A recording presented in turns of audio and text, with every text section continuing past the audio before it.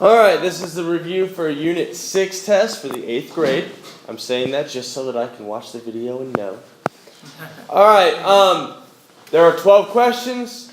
Let's get to it. If you have questions, ask. Otherwise, I don't know.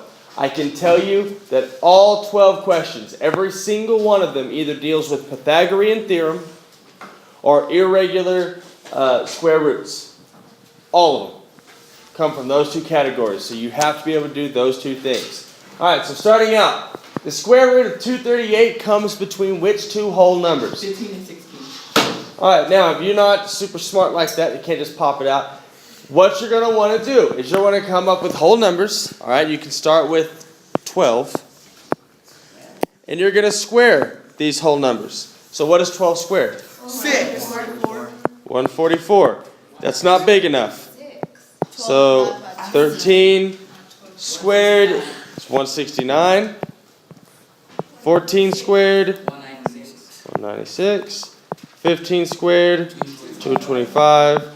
And 16 squared. If you can't do 16 squared, if you can't do any of these in your head, all you've got to do is just say 16 times 16. That will give you 16 squared.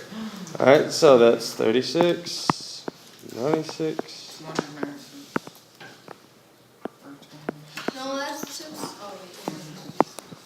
So all we did was just square all these numbers. Now, 238 comes between 15 and 16. It comes in here, which means 15 and 16 are the whole numbers on each side. Right. So that would be the answer? That would be your answer. Okay. I'm going to actually change the color here. Rainbow just means I pick the color. Alright. The next one. The area of a square is 22 square feet. Solve for the length of the side to the nearest tenth. Okay, so if we look at that poster behind Aaron Berry, what does it say the area of a square is? How do you solve for it?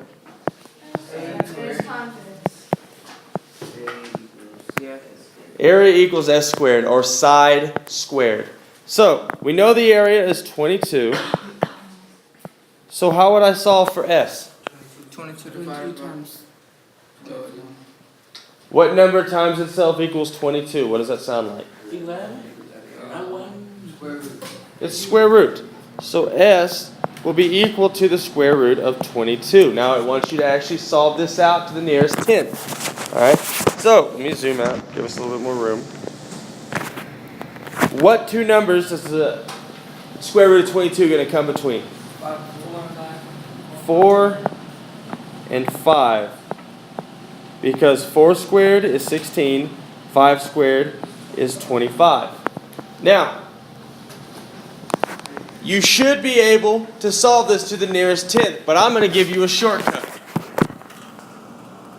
Let's say your answer choices are,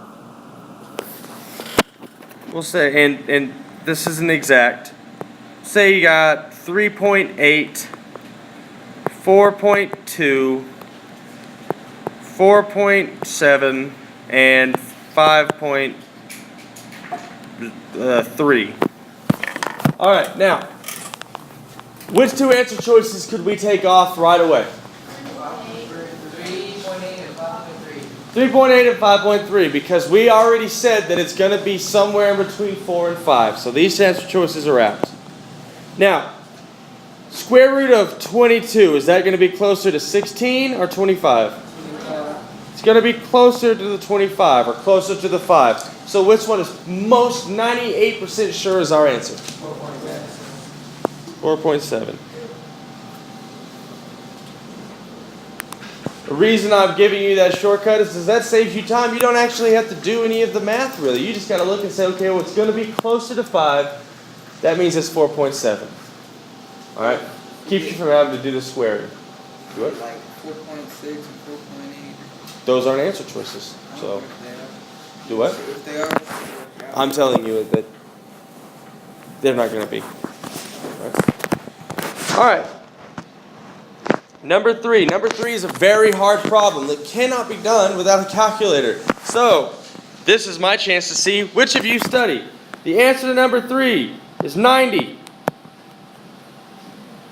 If you study that, I'll know you studied it. You know the answer. If not, you try working that out. You're probably going to get it wrong, and you're going to wish you had studied it. Answer number 3 is 90. You don't have to do any work. Isn't that a great problem? Isn't that awesome? Don't have to do anything if you study. All right, moving on. Number 4. What is the approximation of square root of 8? Now this one, there are no shortcuts. You're going to actually have to solve it out. Okay? Well, what two whole numbers is it going to come between? 2, 3, 4. 2 and 3, because 2 squared is 4, and 3 squared is 9. Right? So 8 falls in between 4 and 9. So we know it's between 2 and 3. Now which one is it probably closest to? 3. Alright. So if I go in 1/10, what's the first number I'm going to square?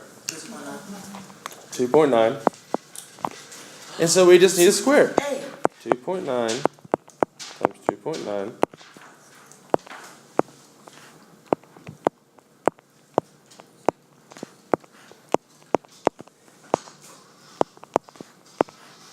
You get 8.41. Now that's pretty close. But just to be safe, we'll go ahead and do 2.8 just to make sure. Alright, so 2.8 times 2.8. That's 64, 22,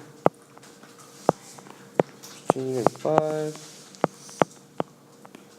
You get 7.84. Now how far away is 8.41? 0.41 away. How far away is 2.8? 0.16. Now, which one is closer? 2.8. 2.8 is closer, so 2.8 is our best approximation. Right. Moving on. Number 5. Number 5 isn't too bad. It says, Jeremy's designing a playground in the shape of a right triangle as shown below. He found that the distance between the seesaw and the slide was square root of 77.45. Which of these following numbers is closest to the square root of 77.45? How am I going to solve this? What do I need to do? Square. Square each one of these. What's 7 squared? 8 squared. 9 squared. 10 squared. Which one of those is closest to 77? 9 for 81. 81 is only about a little less than 4 away. So our answer would be 9. Right? That's a really easy problem so long as you know to just square all of them and see which one's closest. Okay? Number 6. The measure of the storage cabinet is 84 inches high, 36 inches long, 60 inches wide. What is the volume of the storage cabinet in feet? Well, first off, what is the formula for volume? Alright. Now, we've done a few problems like this already this year, but it's important, and I tell you this every time, before we multiply those numbers, we have to change them to feet. You have to do the conversion first, because if you try to do it after you multiply, you'll get the question wrong, or the answer wrong. So, it says here we have 36 inches long. Well, what's 36 inches in feet? Alright. Then we have 60 inches wide. What's 60 inches in feet?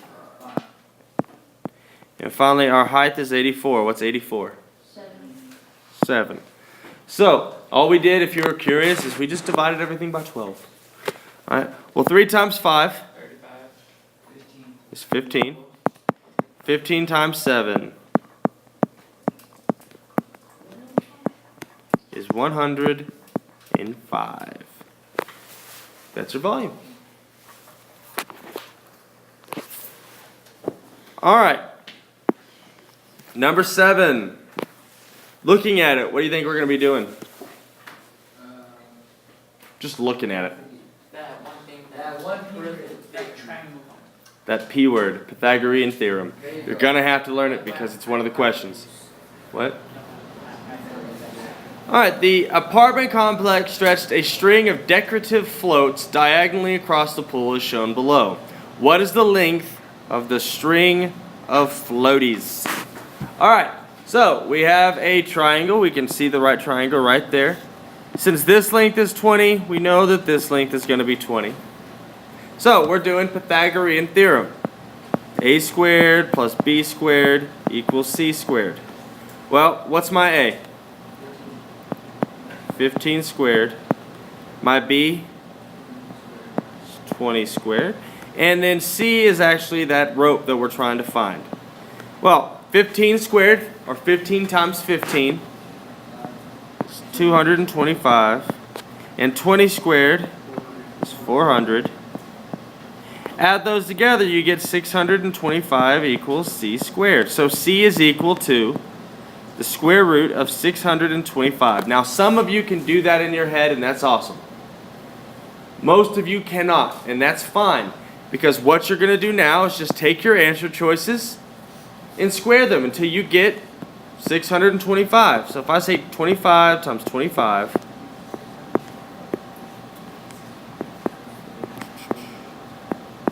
I get 625, and I can stop there.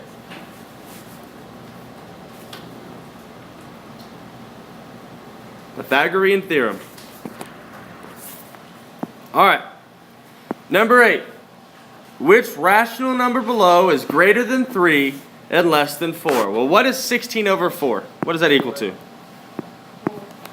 And square root of 9. And pi.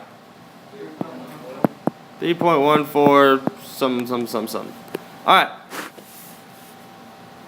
First number is 4 greater than 3? Is it less than 4? No, it's equal to 4. Alright, square root of 9. Is it greater than 3? No, it's equal to 3. Alright, pi, is it greater than 3? Is it less than 4? Okay. 3.99, is it greater than 3? Is it less than 4?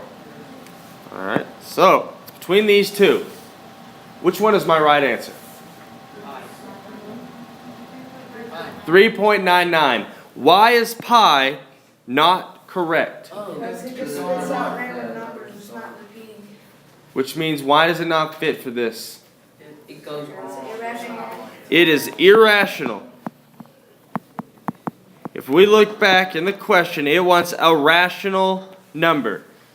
Pi is they use that all the time for irrational, so we know that that does not fit. So our answer is 3.99. Alright, number 9. I'm telling you right now, this is your hardest problem. Alright? It says Pierce wants to fence a triangular garden for the Senior Day Center before the grand opening. He located some fencing for $5.35 per foot. Use the drawing below to determine the total cost of fencing for the garden.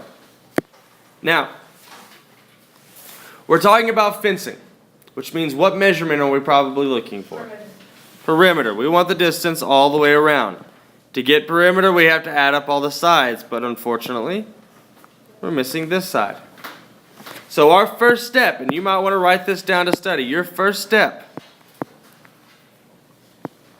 is to do Pythagorean theorem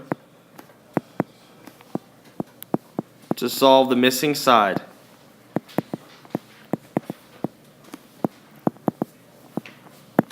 That is our first step. Pythagorean theorem to solve for the missing side. Well, if I go a squared plus b squared equals c squared, and I'll put it right here. A squared plus b squared equals c squared. What is my a? 9. So 9 squared plus, we don't know our b, and c would be 15 squared. So, go ahead and zoom on this so we get a better look. 9 squared is 81, plus b squared equals 15 squared is 225. Subtract 81 from both sides.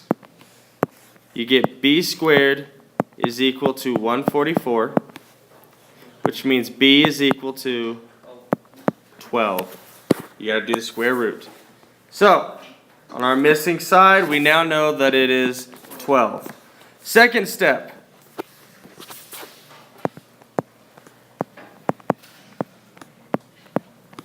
Add up sides to get the perimeter. Because I'm telling you right now, I can already picture 20% of you are going to put 12 as your answer. You're going to solve that missing side and you're going to write it down. That is not what they're asking for.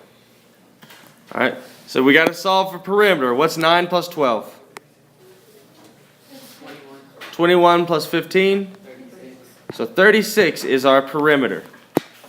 Finally, I'm telling you right now, a lot of y'all will put 36 as your answer. That's not what we're looking for. The last step is to multiply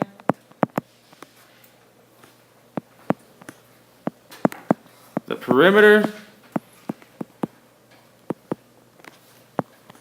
and the cost per foot.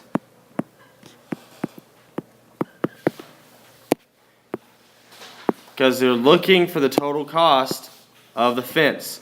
So the cost per foot was $5.35. We need to multiply these two together. 6 times 5 is 30. 6 times 3 is 18. Plus 3 is 21. 6 times 5 is 30 plus 2, 32. 3 times 5, 15. 3 times 3 is 9 plus 1 is 10. 3 times 5 is 15 plus 1 is 16. We had 2 decimal places, 2 decimal places. So the total cost is $192.60. Decimals matter. We had a lot of problems on the benchmark of y'all being able to bubble in questions like this. You have to put them in the right spot. Alright? If you bubble it in wrong or move it, put the decimal in the wrong place, I'm going to count it wrong. Because that's what they're going to do on benchmark. Alright. Number 10. Number 10 is worth 2 X's, the first of which should be easy. It says Miguel wants to repair his home. He places a 17-foot ladder up against his home 8 feet from the base of the house.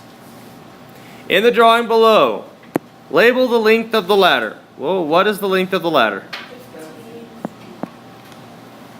And the length from the base of the house. What is that? Label the unknown distance along the house, right here, from the ground to the top of the ladder as X. That right there, that's all you have to do, is put those 3 numbers in the right place and you get partial credit for that. If you put those or don't do it or skip it, it's going to be an X. So that should be a gimme. Finally, part B, I actually want you to solve this and show your work.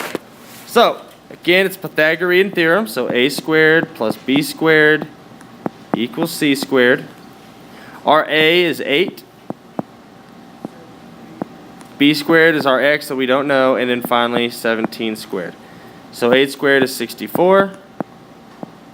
We have b squared. 17 squared, we just do 17 times 17.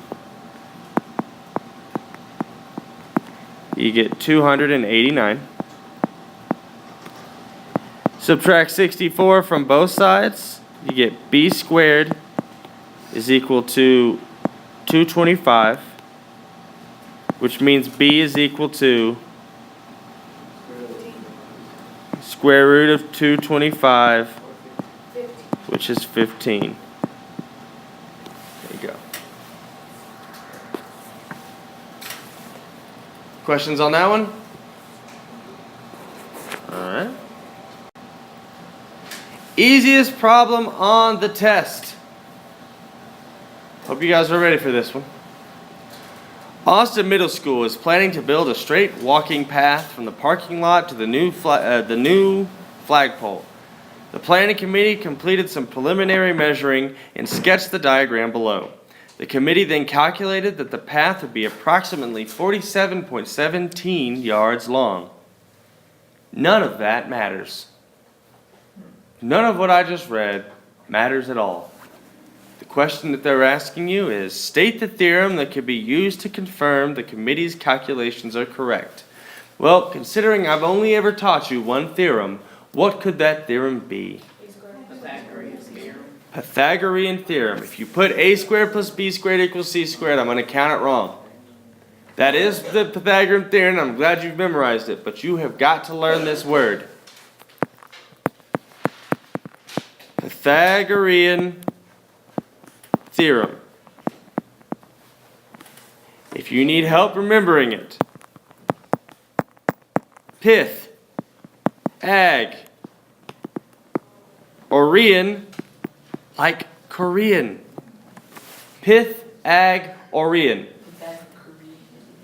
I'm telling you right now, if you answer this question with the pathiga bigga bigga higga digga trying to be funny, I'm going to count it wrong.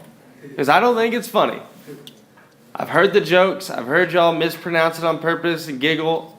On this test, you need to be able to know this word. Study it, learn it, memorize it, get her done. 12, last question on the test right here. A right triangle RST is drawn below. A square is drawn onto each side of the triangle. The area of the square A is 36. Area of square B is 64. They've done us a real solid here because they've already squared A and B. It is Pythagorean theorem, so it's a squared plus b squared equals c squared. Well, this is A. What's a squared? 6. What is a squared?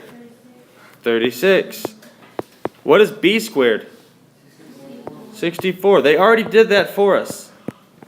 Add that together, we get 100 is equal to c squared. So what would the measure of the side be? That's your answer. And that is the test.